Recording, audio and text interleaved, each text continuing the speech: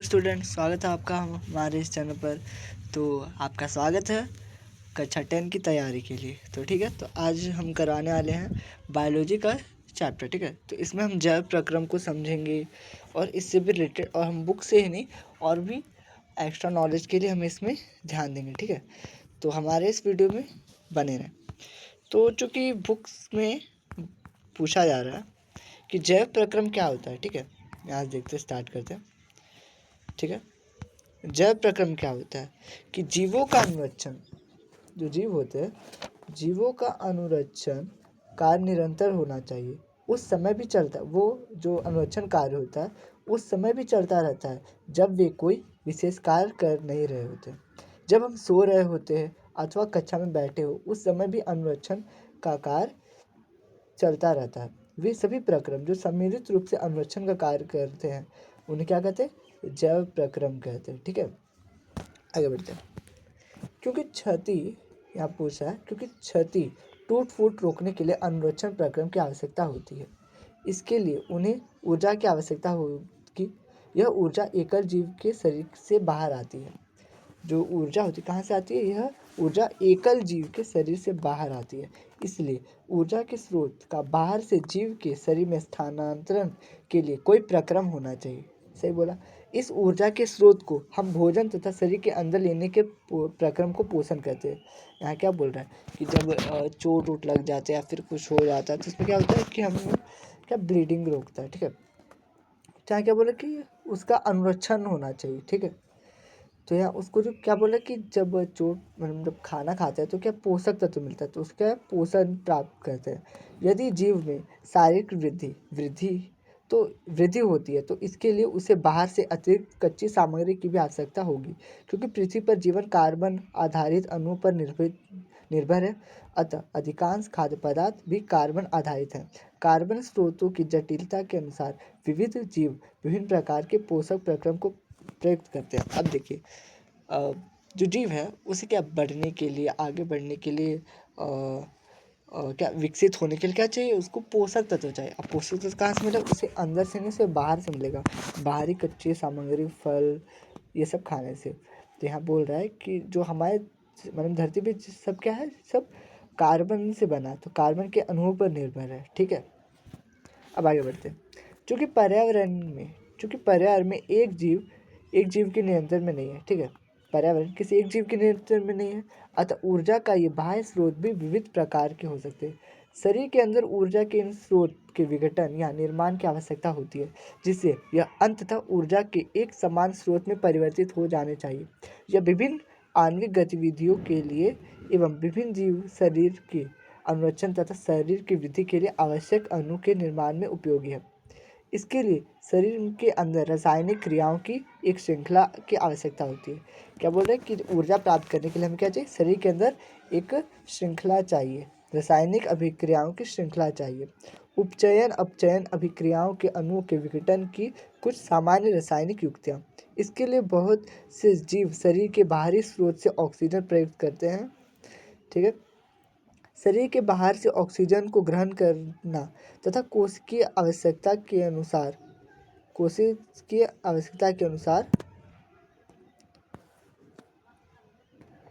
खाद्य स्रोतों के विघटन में उसका उपयोग श्वसन कहलाता है।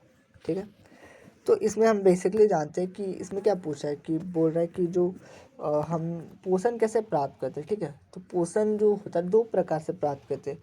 एक होता है स्वपोषी, एक होता है विषमपोषी। आपने सुना होगा कि जो पौधे होते हैं वो खुद पर डिपेंड होते हैं, वो किसी पे नहीं, मतलब किसी पे डिपेंड नहीं होते, वो इंडिपेंडेंट रहते हैं। ठीक है, वो अपना खाना खुद बनाते हैं और किसी जीव की हत्या नहीं करते। ठीक है, तो क्या खुद पे निर्भर रहते हैं, उन्हें भोजन के दर दर भटकना नहीं पड़ता, वो एक ही जगह रहते हैं और अपना भोजन वे स्वयं बनाते हैं। ठीक है, अब पर यहाँ देखिए, जो विषम पोषी होते हैं, विषम पोषी क्या करते हैं कि विषम पोषी क्या होते हैं कि जैसे उन्हें क्या, मतलब कि उन्हें खाने के लिए भोजन की तलाश करनी पड़ती है। जैसे मनुष्य, उन्हें क्या था, भोजन की तलाश करनी पड़ी, खेती किया और जानवरों को मार कर उनका मांस प्राप्त किया। ठीक है, तो ये तो विषम पोषी। ठीक है, तो यहाँ पे ध्यान देते हैं कि स्वपोषी पोषण। ठीक है, स्वपोषी में पोषण कैसे होता है? तो स्वपोषी का उदाहरण जैसे हमने बोला था कि क्या है, एक पौधा है, ठीक है। स्वपोषी क्या है? स्वपोषी जीव की कार्बन तथा ऊर्जा की आवश्यकता प्रकाश संश्लेषण द्वारा पूरी होती है, ठीक है। या प्रकाश संश्लेषण द्वारा पूरी होती है। यह वह प्रक्रम है जिसमें स्वपोषी बाहर के लिए पदार्थ को ऊर्जा संचित रूप में परिवर्तित कर देते हैं। ये पदार्थ कार्बन डाइऑक्साइड तथा जल के रूप में लिए जाते हैं। कैसे लिया जाता है ये पदार्थ? कार्बन डाइऑक्साइड और जल के रूप में लिए जाते हैं, जो सूर्य के प्रकाश तथा क्लोरोफिल की उपस्थिति में कार्बोहाइड्रेट में परिवर्तित कर दिए जाते हैं। कार्बोहाइड्रेट पौधों को ऊर्जा प्रदान करने में प्रयुक्त होते हैं। अगले अनुभाग में हम अध्ययन करेंगे कि यह कैसे पता चलता है, कैसे होता है कि कार्बन की जो कार्बोहाइड्रेट है तुरंत प्रयुक्त नहीं होते हैं, ठीक है। अब यहाँ देखते हैं, ठीक है, कि हमने पिछली कक्षा में या फिर और भी पिछली कक्षा में हमने ध्यान दिया था कि जो पौधे होते हैं, ये जो पौधे होते हैं, पत्तियाँ, तो ये भोजन कैसे बनाती है? आमतौर पे हम सभी को पता है। जैसे अगर हम बहुत पीछे क्लास में जाते हैं तो पहले हमें क्या बताया जाता था कि पौधे क्या होते हैं कि वे खुद खाना बनाते हैं और खुद खुद बनाते हैं, खुद मतलब जीवित रहते हैं, ठीक है। वे दूसरों पे निर्भर नहीं रहते। तो पहले हमें क्या बताया गया था कि पौधे में जो पत्तियाँ होती, पत्तियाँ क्या है? पेड़ का किचन है, ठीक है। बस हमें वहाँ तक पता था। फिर अगली क्लास गए तो वहाँ हमें यह बताया गया कि पत्तियों में रंध्र होता है, रंध्र के द्वारा भोजन बनता है, पेड़ों जड़ से पानी आता है। फिर अगली क्लास में गए तो फिर वहाँ पे समझाया गया कि प्रकाश संश्लेषण की क्रिया द्वारा भोजन बनता है। इसमें क्या होता है कि पत्तियों में जो रंध्र होता है उसमें ये क्रिया होती है, तो उसमें गैसों का आदान प्रदान। तो ऐसे क्या है कि धीरे धीरे हमें आगे समय पे बताया जाता है। तो डीपली यहाँ पे हम समझने का प्रयास करेंगे, ठीक है। तो यहाँ पे क्या बताए कि पत्तियाँ हैं, मध्य पटल है, इस सब के बारे में तो आपको पता ही होगा, पत्तियों के बारे में, ठीक है। तो यहाँ पे आते हैं कि वो खाना कैसे बनाते हैं, ठीक है। तो यहाँ देखिए एक चीज़ आपको दिखेगा कि ये क्या है, ये है हमारा कोशिका, ठीक है। देखिए कोशिका द्वार है, कोशिका वायु कोश है, बीच का स्पेस है, ये जो हरा हरा जो है वो हरित लवक, ठीक है। यहाँ पे आपको समझ में आ ही रहा होगा। पर यहाँ देखिए, जैसे कि हमने देखा था कि प्रकाश संश्लेषण क्रिया कैसे होती है। प्रकाश संश्लेषण क्रिया में होता है कि कार्बन के 6 अणु, ठीक है, प्लस हाइड्रोजन के 2 अणु, मतलब जल के 2 अणु, जल का रसायन सूत्र क्या है? H2O, ठीक है। अब क्लोरोफिल मतलब पत्तों में जो हरा हरा जो वर्णक होता है ना, वो होता है क्लोरोफिल। तो क्लोरोफिल क्या है? वो एक पिगमेंट है, वर्णक है, इंग्लिश में सिर्फ वर्णक कहते हैं। तो उसमें पत्तों में कौन सा वर्णक होता है? तो हरा वर्णक होता है। तो चूंकि प्रकाश संश्लेषण की क्रिया में ना हरा वर्णक आवश्यक है, ठीक है।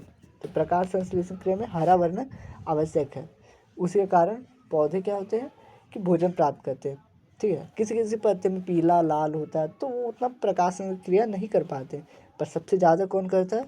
हरा रंग करता है, ठीक है। सॉरी, सबसे ज़्यादा करता है कौन? सबसे ज़्यादा हरा रंग करता है, ग्रीन रंग, ठीक है। अब यहाँ पे देखते हैं, ठीक है, कि कार्बन के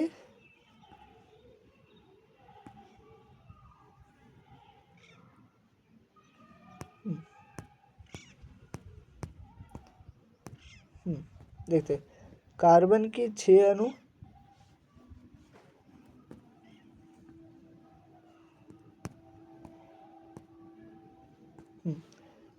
कार्बन के 6 अणु, जल के 12 अणु, और क्लोरोफिल जो पत्तियों में होता है, सूर्य का प्रकाश, सूर्य से, ठीक है। तो ये मिलके क्या होता है? ग्लूकोज बनता है, ऑक्सीजन बनता है और जल बनता है, ठीक है। अब आगे देखते हैं, ठीक है।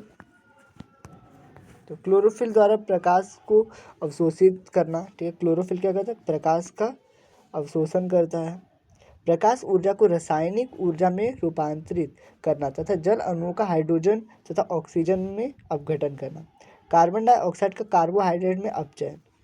यह आवश्यक नहीं है कि ये चरण तत्काल एक के बाद दूसरा हो। उदाहरण के लिए मरुद्ध पौधे रात्रि में कार्बन डाइऑक्साइड लेते हैं और एक मध्यस्थ उत्पाद बनाते हैं। दिन में क्लोरोफिल ऊर्जा अवशोषित करके अंतिम उत्पाद बनता है, ठीक है। आइए देखते हैं कि उपरोक्त अभिक्रिया का प्रत्येक घटक प्रकाश संश्लेषण के किस प्रकार आवश्यक है, ठीक है।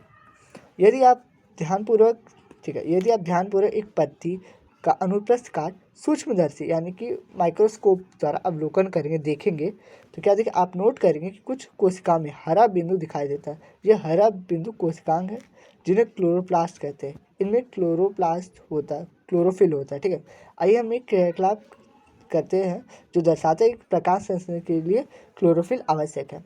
पूछा है कि प्रकाश संश्लेषण के लिए क्लोरोफिल क्या आवश्यक है। ठीक है, तो हम यहाँ देखते हैं। तो यहाँ क्या बोल रहा है, अब क्रियाकलाप बहुत इंटरेस्टिंग होता है, तो आप भी घर में कर सकते हैं। ठीक है, पहले क्या करना है कि गमले में लगा एक सबलती पत्ता, ठीक है, उदाहरण के लिए मनी प्लांट या क्रोटन का पत्ता, ठीक है, मनी प्लांट लीजिए या फिर क्रोटन का पत्ता लीजिए वाला पौधे को 3 दिन में अंधेरे कमरे में रखिए ताकि उसका संपूर्ण मन प्रयुक्त हो जाए। ठीक है, 3 दिन तक उसको क्या करना है, अंधेरे कमरे में रखना है। अब पौधे को लगभग 6 घंटे के लिए सूर्य प्रकाश में रखें। अब उस पौधे को फिर से 6 घंटे के लिए सूर्य के प्रकाश में रखना। पौधे से एक पत्ती तोड़ लीजिए, एक पत्ती को क्या करना, तोड़ लेना, और इसमें हरे भाग को अंकित करिए। ठीक है, तथा इन्हें एक कागज पर ट्रेस करिए। कुछ मिनट के लिए इस पत्ती को उबालकर पानी में डालिए। इसके बाद एक अल्कोहल से भरे बीकर में डुबा दीजिए। एक बीकर में अल्कोहल भर दीजिए और इस पत्ती को लेकर डुबा देना है। ठीक है, इस बीकर को सावधानी से जल ऊष्मक में रखकर तब तक गर्म कीजिए जब तक अल्कोहल उबलने लगे। अब देखिए, जल ऊष्मक क्या होता है, त्रिपादी होता है, 3 पैर होता है, नीचे एक बर्नर लगा होता है जिस पे आग निकल रही होती है। ठीक है, अब बीकर में क्या करना है, पत्ती डाल देना और इसको उबालते रहना है। ठीक है, आगे बोल रहा है कि पत्ती के रंग का क्या होता है। ठीक है, विलयन का रंग कैसा होता है। अब कुछ मिनट के लिए, अब अगर हम उसे ध्यान से देखते हैं तो विलयन का रंग चेंज हो जाता है।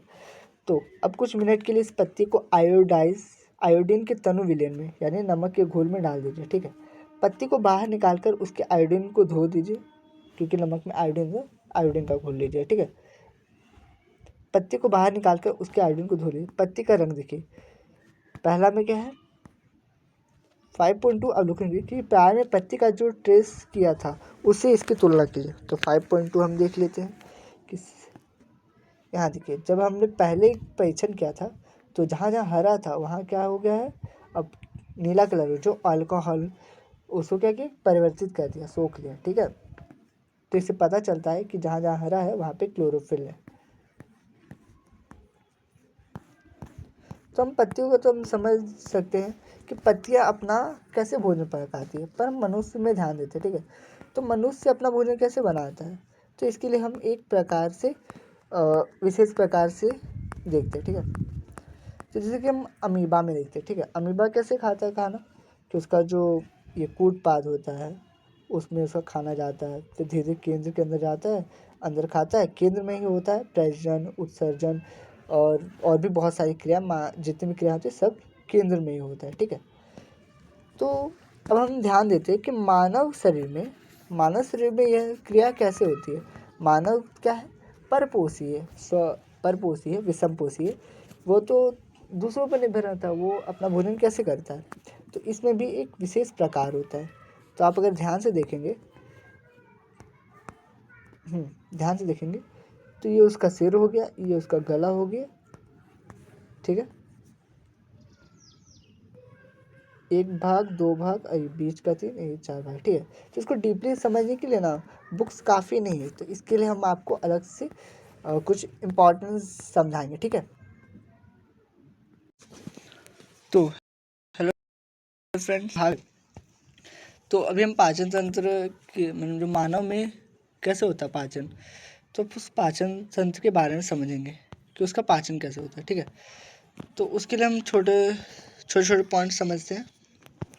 ठीक है, तो पहले यहाँ समझिए। ठीक है, पाचन तंत्र। ठीक है, पाचन तंत्र और उसके सहायक अंग मिलकर भोजन को छोटे छोटे कणों में परिवर्तित करते हैं, जिन्हें शरीर का जो कोशिकाएं होते हैं उसे अवशोषित कर लेते हैं और उपयोग में लाते हैं, मतलब उसे क्या अवशोषित करके यूज में लाते हैं।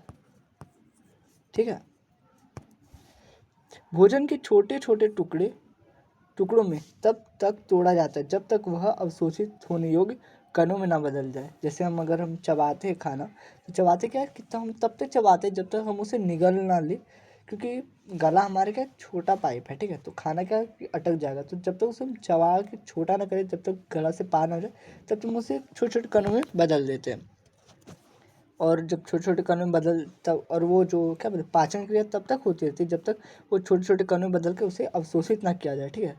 तथा अनपचे पदार्थ को सही से बाहर निकाल दिया जाता है। अब देखो, अगर हम इतना खाना खाते हैं तो इसमें से ज़रूरी नहीं कि पूरा ही पच जाएगा, इससे आधा ही पच सकता है। तो इतना पचने के बाद जो इतना खाना होता है वेस्टेज फूड, उसको क्या कहते हैं, बाहर निकाल दिया जाता है, ठीक है। तो हम यहाँ समझेंगे पाचन तंत्र को आहार नली यानी एलिमेंट्री कैनल या गैस्ट्रोइंटेस्टाइनल ट्रैक्ट भी कहते हैं। आहार नली को यहाँ पे देखिए, जो आहार नली है, यहाँ पे आपको दिख रहा होगा आहार नली है, ठीक है, समझते, ठीक है। यह मुख से लेकर मलाद्वार एनस तक एक नली के रूप में फैली हुई है, ठीक है। ये जो नली थी कहाँ से फैली हुई थी, यहाँ से स्टार्ट होती है, यहाँ से स्टार्ट होती है, क्योंकि यहीं पे भोजन अंदर आता है, और यहाँ पे एंड होती है, मतलब पाचन तंत्र यहाँ से ख़त्म और यहाँ से शुरू, ठीक है। तो ये इसका जो कुछ भाग होते हैं क्या होता है, ठीक है। तो मुख होता है, फेरिंग्स होता है, ग्रास नली होता है, अमाशय होता है, मतलब पहले मुख में जाता, भोजन जो है पहले मुख में जाता है, फिर यहाँ से फेरिंग्स है, फिर यहाँ से ग्रास नली, फिर अमाशय, फिर छोटी आंत, फिर छोटी आंत से बड़ी आंत, फिर बड़ी आंत मिलती है, ठीक है। अब जीवा की बात करते हैं। जीवा जो होता है उसमें क्या होता है, जीव होता है, दांत होता है, पाचन तंत्र के अंग, सहायक अंग है जो मुख में स्थित होते हैं। अब देखिए पाचन तंत्र का ये भी अंग है, जीव और दांत भी है, पर ये कहाँ होते हैं, ये मुख में होते हैं, जो क्या कहते हैं, खाना को चबाते हैं। इसमें लार ग्रंथि होता है, यह लार ग्रंथि, ठीक है, लार ग्रंथि, यकृत, पित्ताशय और अग्नाशय, ये सब क्या होते हैं, अन्य सहायक अंग है जो पाचन की मुख्य भूमिका निभा रहा है।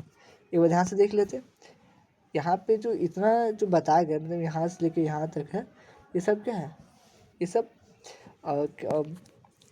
अंग है, ठीक है। ये सब क्या है, अंग है, पाचन के अंग है। और फिर ये सब क्या है, ये वाला यहाँ से लेके यहाँ तक, ये जो चीज़ है, ये सब सहायक अंग है। और यहाँ से लेकर के ये जो लार ग्रंथि है, यकृत ग्रंथि, ये सब क्या है, ये ग्रंथियाँ हैं।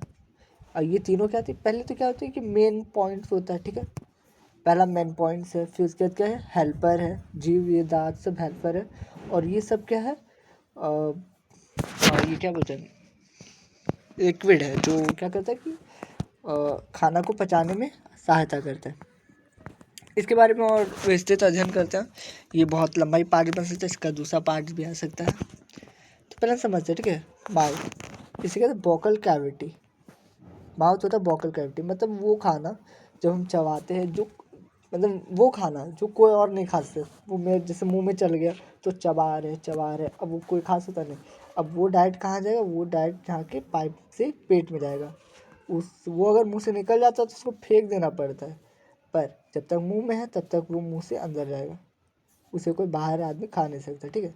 तो वोकल होता है, वो फूड को कहते हैं। अर्ध चबा थोड़ा सेमी फ्लूइड में होता है, अर्ध तरल अवस्था में होता है, ठीक है। तो हम ध्यान से देखते हैं, ठीक है। तो इसका कुछ भाग देख लेते हैं। टंग जो यहाँ पे होता है, माउथ है, और इसके जस्ट नीचे, एक मिनट,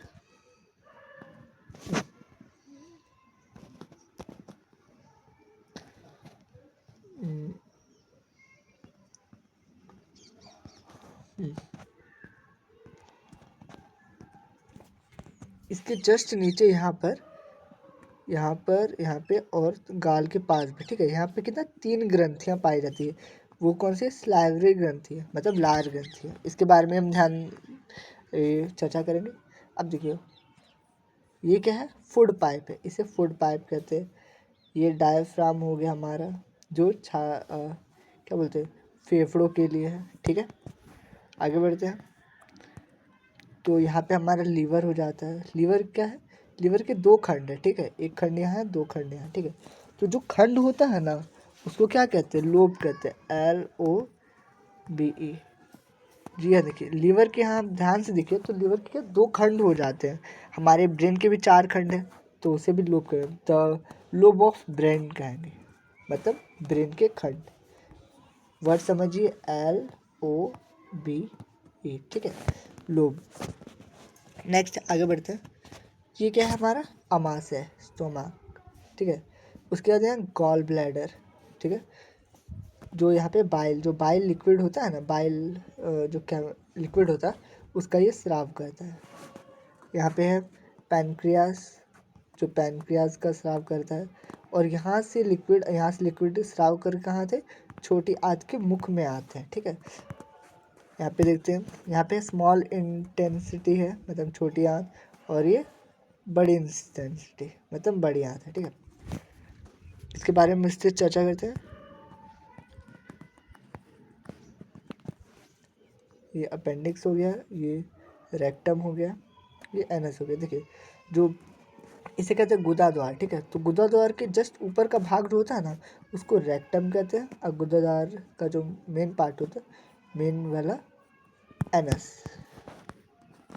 इसके बारे में ध्यान देते हैं, ठीक है। तो देखते हैं, साधारण मुख से मलाद्वार तक फैली नली तंत्र को क्या कहते हैं, मुख से मलाद्वार तक फैली नली को पाचन तंत्र कहते हैं, ठीक है, पाचन तंत्र कहते हैं। इसका मुख्य कार्य भोजन के बड़े कण जैसे प्रोटीन, वसा, स्टार्च, जिन्हें सीधे अवशोषित नहीं किया जा सकता है, को छोटे अणुओं में अमीनो एसिड, फैटी एसिड और ग्लूकोज में तोड़ना होता है, ठीक है। इन्हें पाचन नली की दीवारों द्वारा अवशोषित, मतलब पाचन नली का दीवार कौन है, पाचन नली का दीवार ये है, ठीक है। यहाँ पे देखिए ये जो दिख रहा है आपको, ठीक है, इसमें देखिए एक बड़ा सा ऐसे करके पाइप रहेगा, ठीक है, उसमें ऐसे ऐसे करके ढेर सारे छोटे छोटे छोटे छोटे नुकीले कांटे रहेंगे, ठीक है। तो ये कांटे क्या करते हैं ना कि जब इसमें भोजन जब भर जाता है, भोजन से भर जाता है, जब इसमें भोजन भर जाता है तो भोजन में क्या रहता है, भोजन में रहता है छोटे छोटे जो क्या बोलते हैं पोषक तत्व रहते हैं ना, तो पोषक तत्व क्या लिक्विड फॉर्म में रहते हैं। तो ये जो कांटे होते हैं उन्हें वो एब्जॉर्ब कर लेते हैं, और एब्जॉर्ब करके ब्लड के द्वारा शरीर में पहुंचा देते हैं, ठीक है। तो यहाँ पे क्या हुआ कि उसका जो अवशोषण हो गया, अभी जो हरे हरे जो पोषक तत्व है वो अब क्या हो गया, अवशोषित हो गया। तो अब यहाँ पे कुछ नहीं बचा। तो कहाँ होता है, तो ये जो पोषक तत्व का अवशोषण होता है ये छोटी आंत में होता है। अब देखिए छोटी आंत में तो अवशोषण हो गया, पर यहाँ पे एक और बात उठता है कि अभी भी बहुत कुछ अवशोषित करना बाकी है। तो जो बड़ी आंत होती है, बड़ी आंत जो होती है उसमें भी कुछ अवशोषण होता है, उसमें भी कुछ बाकी होता है। अब पोषक तत्व का अवशोषण तो हो चुका है, तो अब क्या होगा कि अब वो जो भोजन होगा,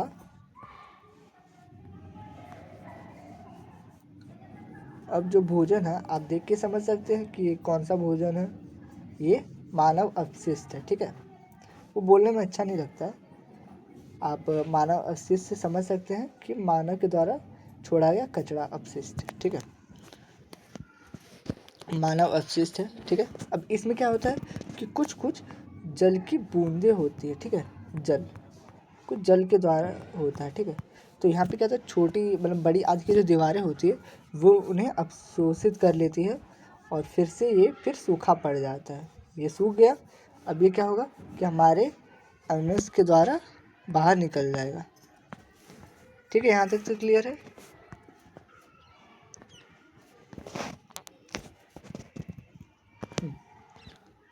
आगे बढ़ते हैं, अब हम पढ़ते हैं आगे।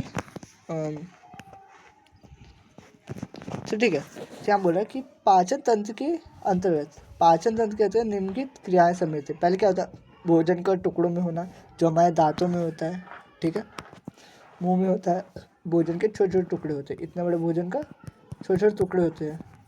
उसके बाद क्या होता है, आहार नली द्वारा भोजन का परिवहन। अब जो गला होता है हमारा, आहार नली, उसमें क्या होता है कि भोजन का परिवहन होता है। उसके बाद पाचक एंजाइमों का स्राव, ठीक है। जो एंजाइम होते हैं, जो यहाँ जैसे आप देख सकते हैं कि प्रोटीन को क्या किया, प्रोटीन जो था उसको क्या अमीनो एसिड में बदल दिया, फैटी एसिड में बदल गया, ग्लूकोज में बदल गया। ये क्या होता है कि जैसे आप देख सकते हैं कि कुछ जो जानवर होते हैं कि डायरेक्ट उन्हें अवशोषित, कुछ पोषक तत्व को अवशोषित नहीं कर सकते हैं, ठीक है। तो जैसे आप अरे दाल की फसल को देख लीजिए, आपने जैसे पीछे कच्चा पड़ा होगा दाल की फसल कि नाइट्रोजन चक्र के बारे में आप पढ़े हैं। नाइट्रोजन चक्र में क्या होता है कि उसमें जो पौधे होते हैं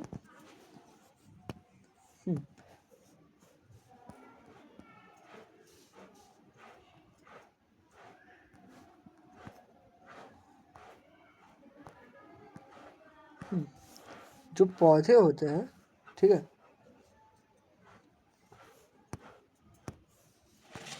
जो पौधे होते हैं वो जड़ों से क्या होता है, नाइट्रोजन को डायरेक्ट नहीं ले सकते। तो वहाँ पे उनकी जो जड़ें होती है, जड़ में लेंग्यूम नाम के छोटे छोटे जीवाणु होते हैं जो नाइट्रोजन को नाइट्रेट में बदल देते हैं। नाइट्रोजन टू नाइट्रेट में बदल देते हैं, जिससे वो पौधे नाइट्रोजन का उपयोग कर सकते हैं, ठीक है। तो पौधे की जड़ में कहते हैं लेंग्यूम होते हैं। तो हम लोग भी उससे मतलब क्या कार्बोहाइड्रेट को मतलब डाइट नहीं ले सकते, तो उसका क्या कर देता है, अमीनो एसिड, फैटी एसिड और ग्लूकोज में परिवर्तित कर देता है, जिसके द्वारा हम उसे खास मतलब उसे उपयोग कर सकते हैं, ठीक है। आगे ध्यान देते, पोषक तत्वों को रक्त में अवशोषित करना, ठीक है। अब यहाँ देखते पोषक तत्वों को रक्त में अवशोषित करना। अब इसे जो ये जो क्रिया है इसे क्या कहते हैं, स्वांगीकरण कहते हैं, ठीक है। इसके बारे में हम डीपली से आपको समझा देंगे कि स्वांगीकरण होता क्या है। सिंपल बस एक ही लाइन का कि पोषक तत्व को पदार्थों को रक्त में अवशोषित करना ही स्वांगीकरण कहलाता है, ठीक है। वर्ज्य पदार्थ का निष्कासन, मतलब जो पदार्थ अपशिष्ट है,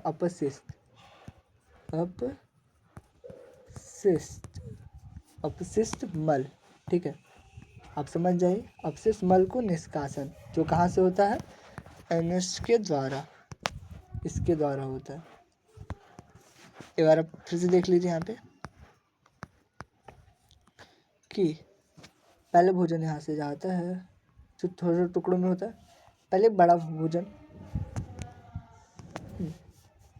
पहले एक बड़ा भोजन था, मुंह में गया, इसके छोटे छोटे टुकड़े हो गए, उसके फूड पाइप के द्वारा धीरे धीरे यहाँ पर आए।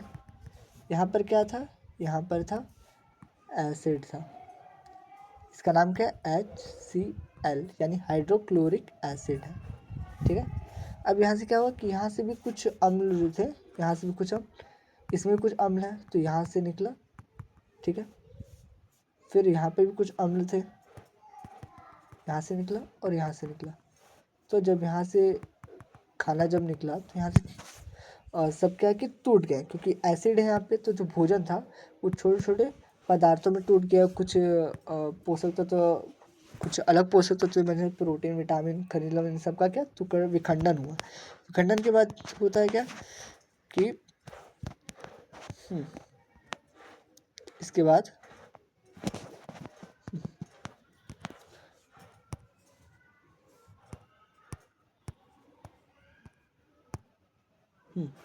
इसके बाद भोजन यहाँ से निकला, यहाँ से गया छोटी आंत में रसांकुर द्वारा उसका अवशोषण किया गया। अब बाकी जो अपशिष्ट है जिनका अवशोषण अभी नहीं हो पा रहा है, जैसे जल हो गया, अब उनका क्या होगा, बड़ी आंत में होगा अवशोषण, और उसके बाद क्या होगा, यहाँ से निकल जाएगा।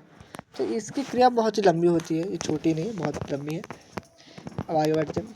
भोजन में शरीर में 3 प्रमुख क्रियाओं से गुजरता है, ठीक है। भोजन का होता है शरीर में 3 प्रक्रिया से गुजरता है। कौन कौन सा होता है, पाचन होता है, अवशोषण होता है, निष्कासन। जैसे कि हमने पढ़ा पाचन जो किसके द्वारा होता है, एसिड के द्वारा होता है, मतलब क्या बोलते हैं,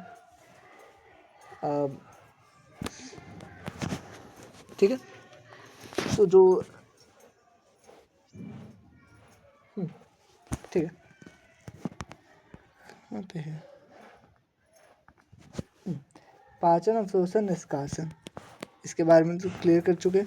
पाचन और अवशोषण का कार्य पाचन नली में संपन्न होता है। पाचन के बाद के पोषक तत्वों को कोशिकाओं द्वारा अवशोषित कर लिया जाता है, जिन्हें वे शरीर में चयापचय मेटाबॉलिक क्रिया में उपयोग करते हैं। ठीक है,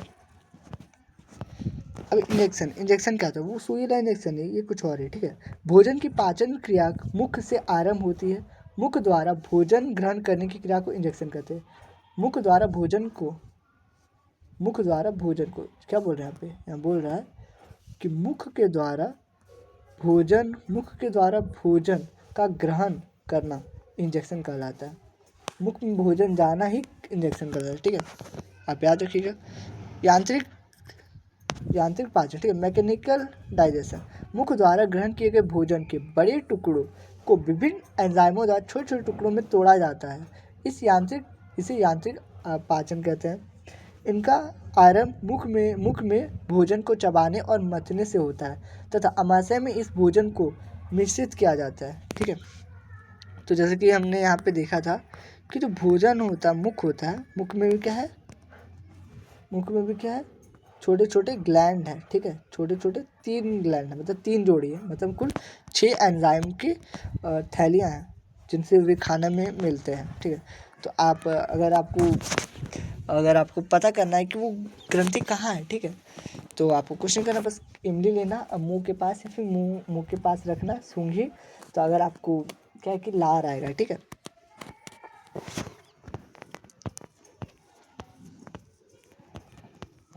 आगे बढ़ते हैं।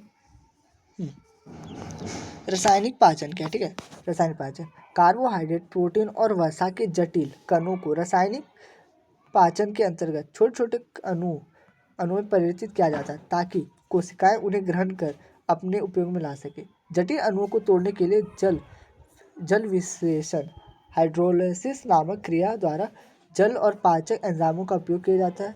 ये पाचक एंजाइम जल विश्लेषण की क्रिया को तेजी से बढ़ाते हैं। ठीक है, आगे बढ़ते हैं।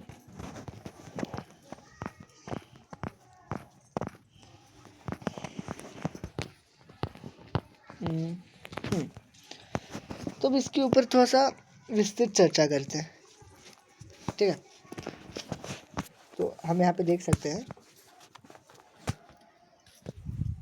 कि ये हो गया ओरल कैविटी, ये माउथ हो गया। ठीक है, अब यहाँ पे क्या है, 3 प्रकार का ग्लैंड पाया जाता है। ठीक है, तो एक जो हो गया क्या, पैराटाइड ग्लैंड हो गया।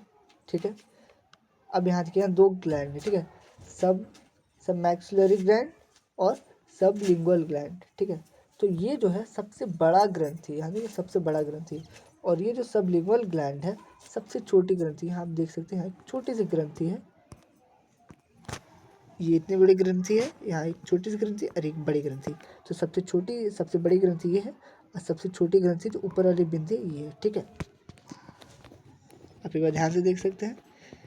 देखिए, सबसे बड़ी ग्रंथि, सबसे छोटी ग्रंथि। ठीक है, तो सबसे बड़ी ग्रंथि का नाम पैरोटाइड ग्लैंड है और सबसे छोटी ग्रंथि जो है सब मिंगुअल ग्लैंड है। ठीक है, आगे बढ़ते हैं।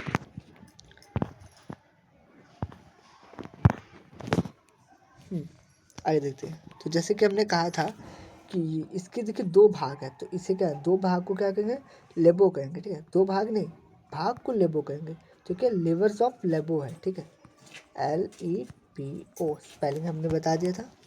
आगे बढ़ते, अब देखते हैं गॉल ब्लैडर। ठीक है, गॉल ब्लैडर है, फिर स्टोमक है, यानी पेट हो गया हमारा।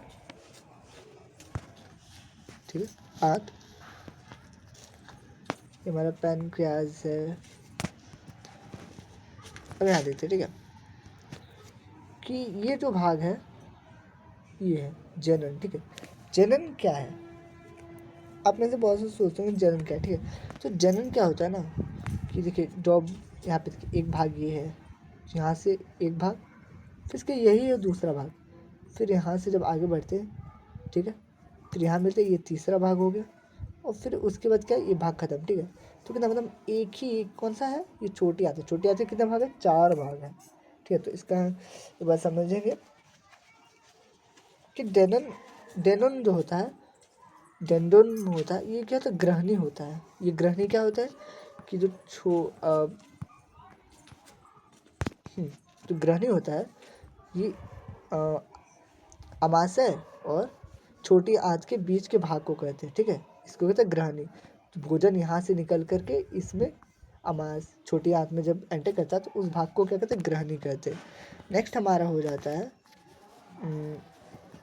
हाँ, नेक्स्ट हमारा है ये भाग जन्म। जन्म क्या होता है, इसका अर्थ होता है मध्यांत यानी मध्य भाग, ठीक है, मध्यांत। उसके बाद आगे बढ़ते हैं। अगला हमारा क्या, हाँ अगला हमारा भाग है ये इल्यूमेंस का अर्थ होता है शेषांत, ठीक है, शेषांत इसका नाम है। आगे बढ़ते हैं, एक मिनट। अब यहाँ पे आप एक चीज़ देख रहे हैं, ठीक है, कि यहाँ पे है एक है ट्रांसवर्स कॉलन है, असेंडिंग कॉलन है, ठीक है। फिर यहाँ पे आप देख सकते हैं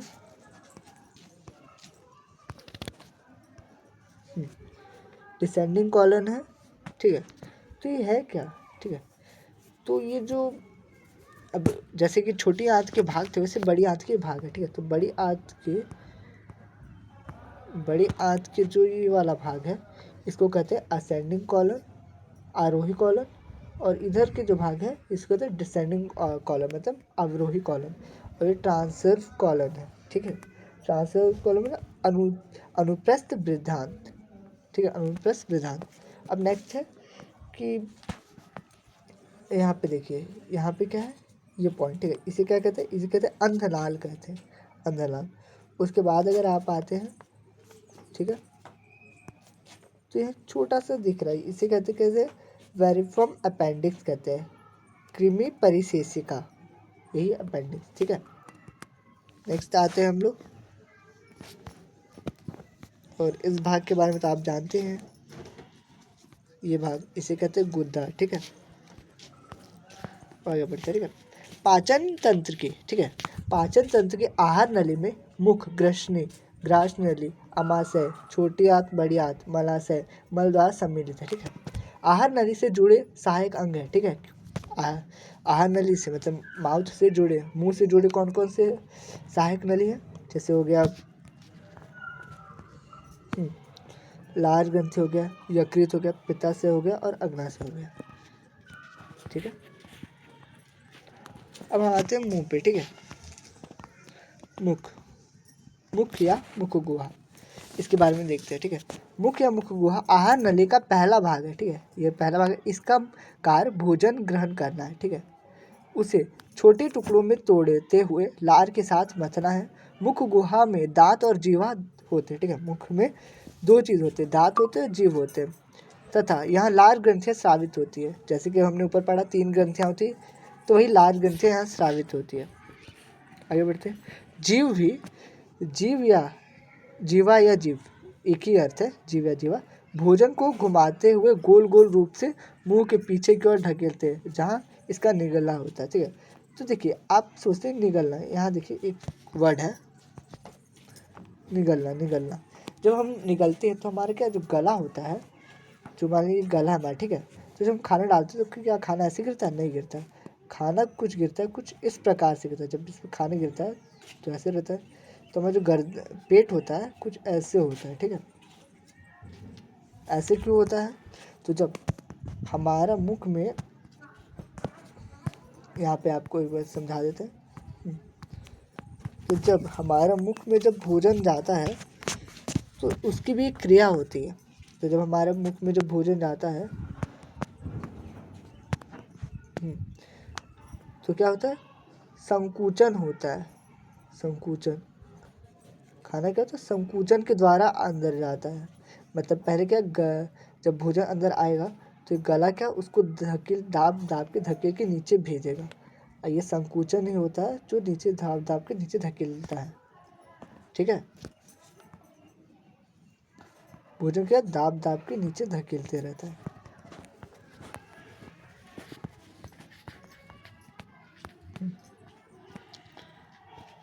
अब यहाँ देखते हैं, प्राथमिक दांत के सेट में कुल 20 दांत होते हैं। प्राथमिक दांत में कितने 20 सेट होते हैं, ठीक है।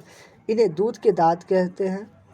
ये स्थायी होते हैं। दांतों में 32 सेट होते हैं। प्रत्येक दांत अपने आकार के अनुसार भोजन का व्यवहार करता है।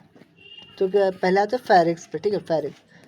तो फेरिक्स क्या है? यह मुंह और ग्रस्त नली, ठीक है, और वायु नलिका के बीच की गुहा है जो भोजन तथा श्वसन गैसों दोनों के लिए मार्ग का कार्य करता है, ठीक है। फेरिक्स को समझते हैं। फेरिक्स देखो कहाँ पे हुआ, ठीक है। फेरिक्स जो होता है हमारे गले का यहाँ पे होता है, देख सकते हैं, फेरिक्स है। यहाँ पे क्या होता है कि ये श्वास नली है और ये भोजन की नली है। तो यहाँ पे बीच में एक गेट बना रहता है। जब खाना आता है तो इधर भेज देता है और जब हवा आता है तो इधर भेज देता है, ठीक है। तो यहाँ पे एक गेट है। अगर एक गेट ना रहे तो इंसान की जल्दी मृत्यु हो, क्योंकि अगर खाना अगर फेफड़ों में फंस जाएगा तो इंसान की मृत्यु हो जाएगी, इसलिए वो गेट का रहना आवश्यक है। आगे बढ़ते हैं। यह मुख इसके ऊपर क्षेत्र को नेफ्रेरिक्स कहते हैं। यह नासिका गुहा के पीछे, इसमें फेरिनेजियल टॉन्सिल्स या एंडिनोयल होते हैं। यह श्वसन गैस के लिए मार्ग प्रदान करता है तथा पाचन में इसकी भूमिका नहीं होती है। आगे बढ़ते हैं, ठीक है। मुख, ठीक है, मुख गुहा के पीछे मध्य भाग को ऑरिफेरिक्स कहते हैं, ठीक है। भोजन निकल जाने के बाद सबसे पहले यही पहुंचता है। भोजन निकलने के बाद कहाँ यहीं पहुंचता है। मुख गुहा से ऑरिफेरिक्स तक के मार्ग को हलक कहते हैं, ठीक है। लसी का भाग उत्तक लिम्फोसाइट लिम्फोइड टिश्यू, ठीक है, का यह एक पिंड फॉसेस के पास होता है जिसे पैलेटाइन टॉनिस कहते हैं। स्वर यंत्र या कंठ मणि के पीछे नीचे भाग को लॉरिगिनोफेरिंक्स कहते हैं। लॉरियोफेरिंक्स ग्रास नली और कंठनाल दोनों की ओर खुलता है। इसमें हम कुछ जल्दी इम्पोर्टेंट दिखा देते हैं।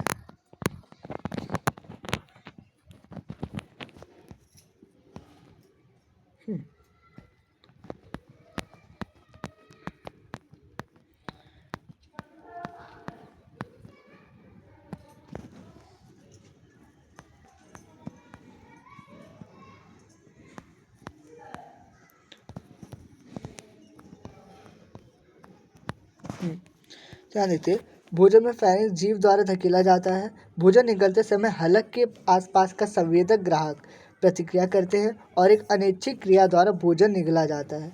संवेदन प्रतिक्रिया के कई भाग हैं। भोजन निगलते समय जली जीवा, ठीक है, जली जीवा, ठीक है, ऊपर उठता है और भोजन को नैसोफेरिक्स में जाने से रोकता है और कंठ छद के नीचे झुक जाता है, जो भोजन को कंठ नली और वायु नली में जाने से रोकता है और तथा उसे ग्रास नली से की ओर बढ़ाता है। अब यहाँ तक क्रमानी कुंचन द्वारा भोजन फेरिक्स से ग्रास नली तक पहुँचता है। जो ये गति हमने ऊपर बताया था कि खाना जब भोजन कैसे आता है कि उसमें क्या भोजन जो होता है ग्रास नली में होता है, क्या उसमें क्या उसको धकेल के नीचे लेके जाया जाता है, जैसे क्रमानुकुंचन गति करते हैं, जैसे क्या हमें पढ़ा ऊपर, ठीक है। आगे बढ़ते हैं, ग्रास नली की ओर बढ़ते हैं। यह ग्रसनी है, ठीक है, से अमाशय तक एक पेशी कमालय नाल है, ठीक है, मतलब पेशीय रूप है इसका, ठीक है। नीचे जाते हुए वायु नली के पीछे और मेरुदंड के आगे होती है, मतलब जो वायु नली है इसके आगे वायु नली होती है और इसके पीछे क्या होती है, मतलब ये जो गला है इसके आगे वायु नली होती है और इसके पीछे क्या होता है, मेरुदंड होता है जो हमें सपोर्ट देता है, ठीक है। आगे बढ़ते हैं, क्या बोल रहे हैं, यह मध्यपट अर्थात डायफ्राम, ये देखिए डायफ्राम है जो फेफड़ों पसली पिंजर जो होता है ना, पसली पिंजर के जस्ट नीचे रहता है, जो क्या कहता है जो लंग्स होते हैं उसको बाहर धकेलने का काम करता है, जिससे जो कार्बन डाइऑक्साइड है वो बाहर जाता है। जब वो डायफ्राम जब नीचे आता है, तो क्या कि ऑक्सीजन आता है शरीर के अंदर फेफड़े में। अब डायफ्राम जब ऊपर जाता है तो जो हानिकारक कार्बन डाइऑक्साइड जो यूज़ कर चुके हैं, तो जो कार्बन डाइऑक्साइड वो बाहर चल जाता है। तो क्या यहीं पे रहता है कि एक छिद्र से होते हुए मध्यपट की एक छिद्र से होते हुए जाती है, जिसे ग्रासीय नली विभंग कहते हैं, जो कि अमाशय में जाकर रिक्त हो जाता है। म्यूकोमा में ग्रंथि होती है जो म्यूकस स्रावित करती है, जिससे आंत नली की दीवार गीली और चिकनी होती है। जो आंत नली होता है उसकी जो दीवार क्या गीली और चिकनी होती है। भोजन आसानी से गुजर सके, ऊपर और निचली ग्रास नली स्फिंक्टर भोजन की जो गति है भोजन की गति को ग्रास नली के अंदर और बाहर नियंत्रित करती है। निचली ग्रास नली के स्फिंक्टर को हृदय स्फिंक्टर भी कहते हैं। यह क्या करता है, यह ईसोफेगो गैस्ट्रिक संधि पर स्थित है। ठीक है, अब आते हैं अमाशय पे। ठीक है, अमाशय हमारा अमाशय है। ठीक है, अमाशय ग्रास नली से भोजन को ग्रहण करता है। यह पेट के ऊपर की बाईं तरफ स्थित होता है। यह पेट जो होता है, आप यहाँ देख सकते हैं इस चित्र में कि अमाशय यहाँ पे स्थित है। इस भाग को स्टोमक अमाशय कहते हैं। ठीक है,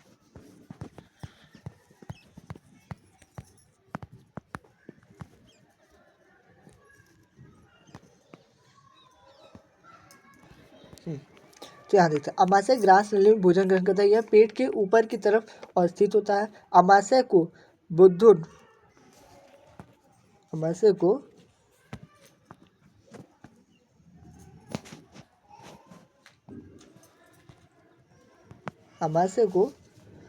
बुद्धुन कार्डिया बॉडी और जठर निर्गम क्षेत्र में बांटा गया। अमाशय के क्रमशः दाहिने और बाहिने से सबसे कम और सबसे अधिक वक्रता रहती है।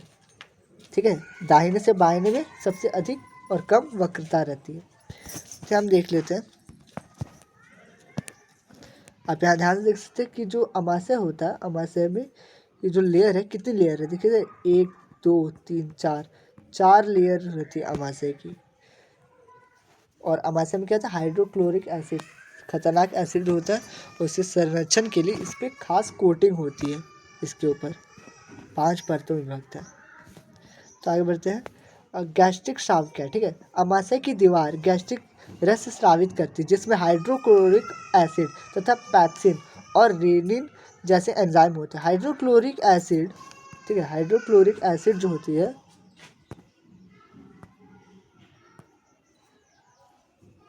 हाइड्रोक्लोरिक जो एसिड होती है,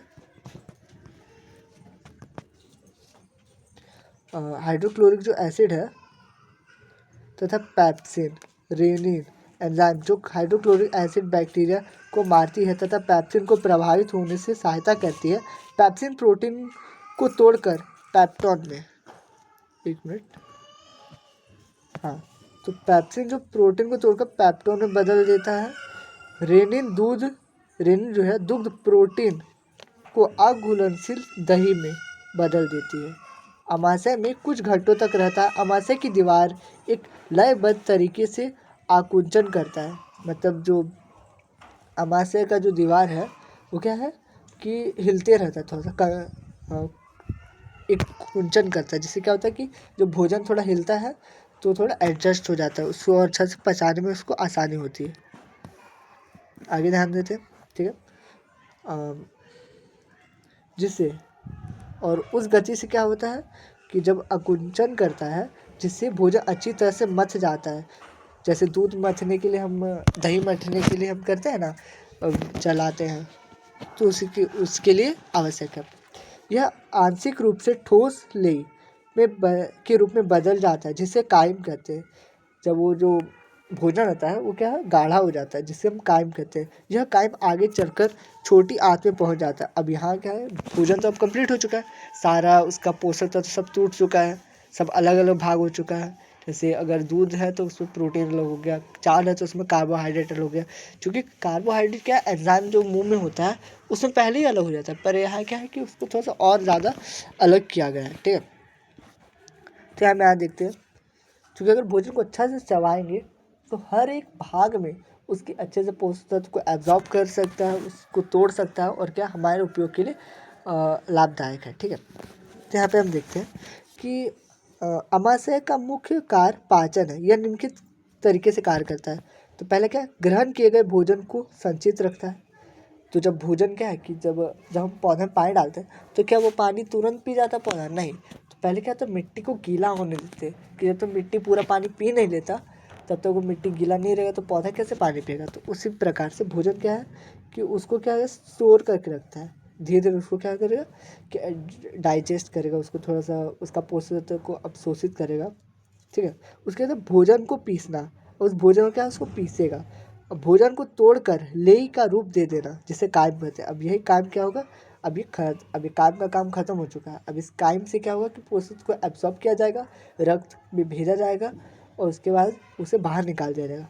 भोजन में एंजाइमों को मिलाना, अमाशय में क्या होता है, भोजन का एंजाइम मिलता है, जैसे हाइड्रोक्लोरिक अम्ल हो गया और भी पेप्सिन हो गया, रेजिन हो गया, रेनिन हो गया, और भी अम्ल मिलाए जाते हैं, जैसे यकृत हो गया, फिर बहुत सारे, जैसे यकृत से लीवर का जो लिक्विड होता है, क्या बोलते हैं, ठीक है, वो हो गया। जैसे अग्नाशय से पेनक्रियास से उसका लिक्विड हो गया, वो सब आकर उसमें मिलते हैं। नेक्स्ट होता है कि कायम को क्रमशः छोटी आंत से बढ़ाकर अमाशय खाली करना, ठीक है, छोटी आंत की ओर बढ़ाकर खाली करना।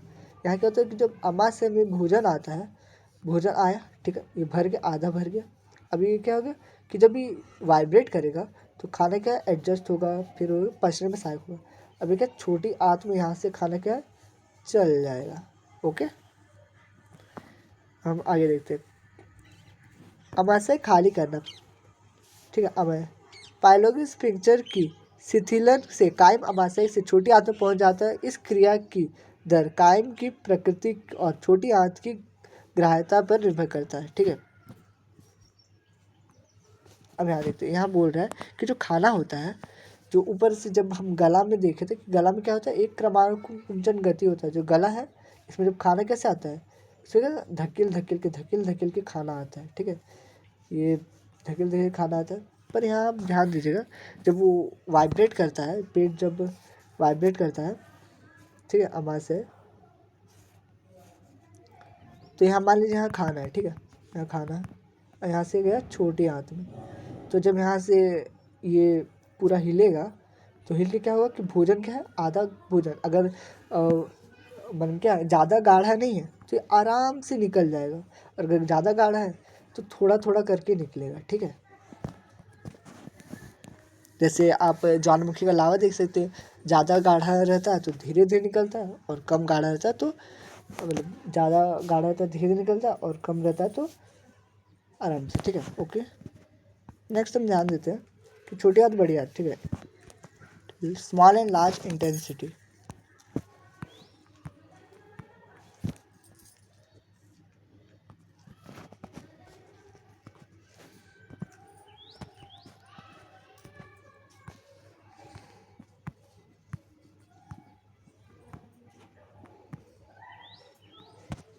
छोटी आंत पाइलोरिक स्पिंक्चर से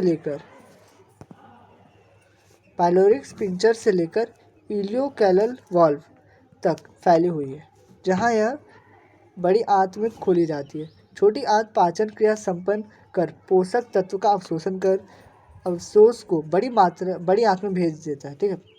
अब जो भोजन जो अब ये जो क्या बना, भोजन जो एब्जॉर्ब कर लिया है, तो जो पोषक तत्व जो एब्जॉर्ब कर लिया, इसमें जो रसांकुर होते हैं, छोटे छोटे रसांकुर होते हैं, वो भोजन को क्या एब्जॉर्ब कर लिए। तो भोजन का पोषक तत्व न्यूट्रिएंट्स तो चला गया, अब इसमें क्या अपशिष्ट बचा हुआ है। अब इस अपशिष्ट को क्या करेगा, बड़ी आंत में भेज देगा। फिर बड़ी आंत को कुछ वो मतलब वो जल को अपशिष्ट करेगा। तो हम देखते हैं, ठीक है। तो जहाँ ही तक पहुँचती, जहाँ ही बड़ी आंत को में खाली कर देती है। छोटी आंत पाचन क्रिया संपन्न कर पोषक तत्व को अवशोषित कर अवशेष को बड़ी जो अवशेष है, मानव अपशिष्ट उसे बड़ी आंत में भेज देती है। यकृत, पित्ताशय, अग्नाशय पाचन तंत्र के सहायक अंग है, जो कि छोटी आंत के कार्य में सहायक होते हैं। छोटी आंत सुड्यूनेनम, जेनुइनम और इलियम में बटी हुई है, ठीक है। तो कितने, ये 3 भाग में बटी हुई है। विली और माइक्रोविली के बहुखंड मूड छोटी आंत की अवशोषक सतह को बढ़ाती है। तो देखिए, अब आगे बढ़ते हैं।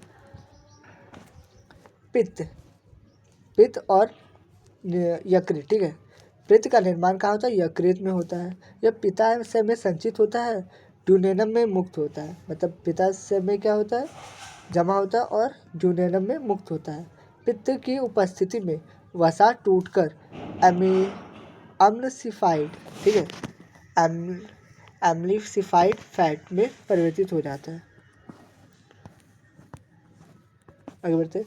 अग्नाशय कई प्रकार के द्रवों को स्रावित करता है, जिनमें भिन्न प्रकार के एंजाइम होते हैं, जैसे ट्रिप्सिन, लैप्लेस, एमाइलेज, जो क्रमशः प्रोटीन, स्टार्च और वसा के पाचन में सहायता होता है। तो प्रोटीन का जो पाचन कौन करता है? ट्रिप्सिन करता है। स्टार्च का जो पाचन कौन करता है? लैप्लेस करता है। और वसा का पाचन एमाइलेज करता है। ठीक है, अब आगे ध्यान देते हैं। प्रोटीन टूटकर पेप्टोन में बदल जाता है ट्रिप्सिन के कारण। स्टार्च टूटकर माल्टोज में बदल जाता है अमाइलेज के कारण। वसा टूटकर फैटी एसिड या ग्लिसरॉल में बदल जाता है, ये किसके? लाइपेज के कारण। जेनुनम और इमेलिन में अन्य एंजाइम भोजन को और छोटे कणों में तोड़ते हैं। अब ये दोनों और छोटे कणों में तोड़ देते हैं, छोटे छोटे कणों में। ठीक है, पेप्टोन को तोड़कर एमिनो एसिड में बदला जाता है। ठीक है, पेप्टोन को तोड़कर एमिनो एसिड में बदला जाता है, किसकी वजह से? इरेप्सिन की वजह से। माल्टोज को तोड़कर ग्लूकोज में बदला जाता है, किसकी वजह से? माल्टेज की वजह से। लैक्टोज को तोड़कर ग्लूकोज और गैलेक्टोज में बदला जाता है, किसकी वजह से? लैक्टोज की वजह से। सुक्रोज यानी कि शुगर जो होता है को तोड़कर किसमें तोड़कर ग्लूकोज और फ्रुक्टोज में बदला जाता है। ठीक है, किसकी वजह से? सुक्रोज की वजह से। प्रोटीन, कार्बोहाइड्रेट और वसा का रासायनिक पाचन छोटी आंत में संपन्न हो जाता है। अब ये जो पोषक तत्व होते हैं ये छोटी आंत में कंप्लीट होगा, छोटी आंत में कंप्लीट। अब बड़ी आंत की बात करते हैं। अब बड़ी आंत क्या, हमारा ये चैप्टर खत्म हो जाए। ठीक है, तो यहाँ देखते हैं बड़ी आंत, जो बड़ी आंत होती है, बड़ी आंत सीकम से लेकर मल द्वार तक फैली होती है। सीकम बड़ी आंत का शुरू हुआ फूला हुआ भाग है, जो छोटी आंत के अंत में शुरू होता है। सीकम में देखते हैं, सीकम क्या है, यहाँ देख सकते हैं कि यहाँ पे देखिए छोटी आंत में, यहाँ से छोटी आंत यहाँ कट हुआ, ये स्टार्टिंग है और ये एंड हो गया हमारा। छोटी आंत से यहाँ पे आया आया आया और यहाँ बड़ी आंत में जो एंड हुआ, बड़ी आंत का एंड छोटी आंत का जो एंड है वो बड़ी आंत का स्टार्टिंग कहलाएगा। अब बड़ी आंत का जो एंड यहाँ पे है, कहाँ? एनस में एंड। ठीक है, तो हम इसके बारे में देख लेते हैं।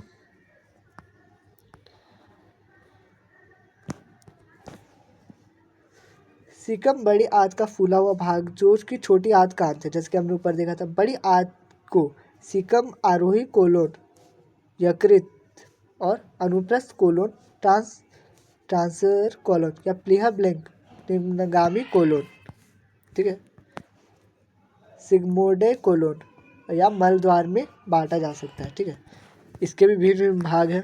तो पहले हम देखते हैं, बड़ी आंत में जल को पुनः अवशोषित किया जाता है, क्योंकि अब पोषक तत्व खत्म हो चुका है। एक मिनट, कलर, क्योंकि आप अब देख सकते हैं ये है इसकी वास्तविकता। अब क्या है कि भोजन अब खत्म हो चुका है, अब भोजन से साफ पोषक तत्व खून के माध्यम से चल चुके हैं। ठीक है, भोजन में जितने भी थे पोषक तत्व खून के माध्यम से सब पोषक तत्व पहुंच चुके हैं। अब जो बचा है वो सिर्फ जल है। ठीक है, अब जल क्या होगा, इसमें क्या होगा, जल का अवशोषण होगा। ये वास्तविकता है जो कि आपको अभी सामने दिख रही है। जल, अब क्या, बड़ी आंत में जल का पुनः अवशोषित किया जाता है, जिससे मल अर्ध ठोस से ठोस रूप में आ सके। कोलोन में उपस्थित बैक्टीरिया भोजन के अवशेष को पचने में मदद करते हैं। ये जो कोलोन है आप देख सकते हैं, ये जो है ये कोलोन है। ठीक है, 3 पार्ट में डिवाइड है, कोलोन है।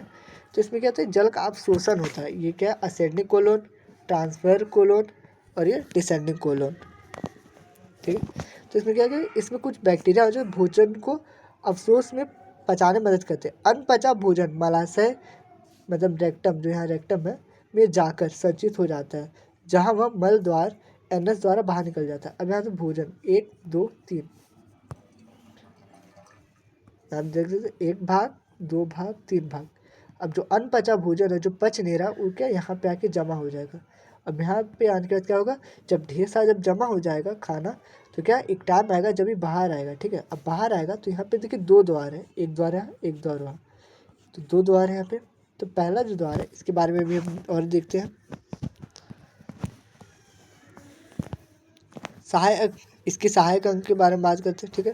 तो पहले से लार ग्रंथि, ठीक है, यकृत हो गया, पित्ताशय हो गया और अग्नाशय पाचन तंत्र का भाग नहीं है, ठीक है। ध्यान से देखिए, ये सब लार ग्रंथि, यकृत हो गया, पित्ताशय हो गया और अग्नाशय, ये सब क्या ग्रंथियाँ, लार ग्रंथि है, बट क्या है, एंजाइम की ग्रंथि है, पर ये पाचन तंत्र के भाग नहीं है, पर वे पाचन क्रिया में अपनी भूमिका निभाते हैं, अतः इन्हें पाचन तंत्र अंग के सहायक अंग के रूप में जाना जाता है। क्योंकि पाचन तंत्र में क्या होता है कि जो भोजन क्या है मुख से निकला और इनसे होते हुए जाता, तो ये पाचन तंत्र के भाग होते, बट क्या है, ये इनसे भोजन क्या है कि यहाँ देखिए, एक बार ऊपर आप देख सकते हैं,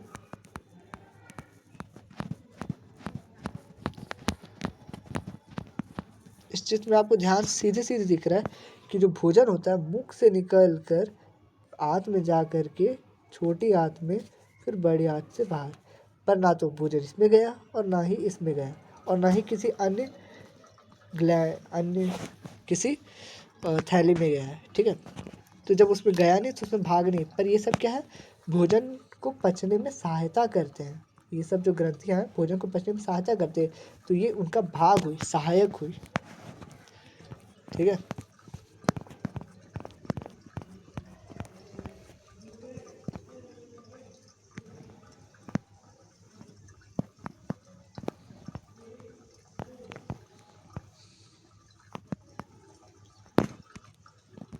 तो इसी के साथ ये हमारा चैप्टर हो जाता है,